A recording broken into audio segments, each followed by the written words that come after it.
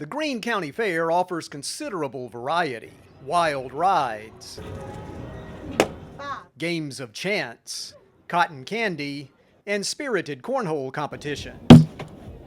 But this is also one of Tennessee's biggest agricultural counties, and the fair reflects that. Boasting one of the largest livestock shows in the Southeast, young and old compete, like 4-H'er Nathan Gilliam. I probably like the agriculture part the most. Yeah? I like being in the barns and stuff. Yeah, what do you like about that? I've always been raised around cattle and been around agriculture, so I just like being with it. I like to win the same as anybody does, but you take your winning and you take your losing and go on, but it's the people you meet out here, you're in and you're out. Family friendly, there's plenty at the fair to do, see, taste, and learn. Fairs may have evolved into more overall entertainment, but historically they were held to show what kind of year a community had in farming. There's been a fair here in Greene County every year since 1870, and this county includes more than 50 farms that are at least a century old.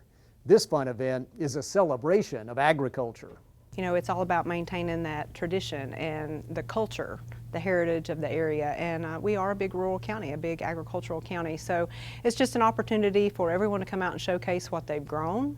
UT and TSU Extension agents in Ag, 4-H, and Family and Consumer Sciences pretty much live at their local fairs during their entire run.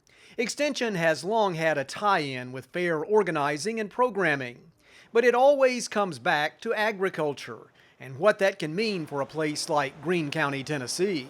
The thing is, it celebrates agriculture in a very agricultural community. And agriculture means a lot to us with about $54 million worth of income in Greene County. And that translates to something over $400 million worth of benefit to the local economy. Plans for the 2020 Greene County Fair are underway even before this one closes down. There are hopes to even expand the animal exhibits and competitions next year. Whether we're talking fairs of the past, present, or future, count on agriculture to be a focus. This is Charles Denney reporting.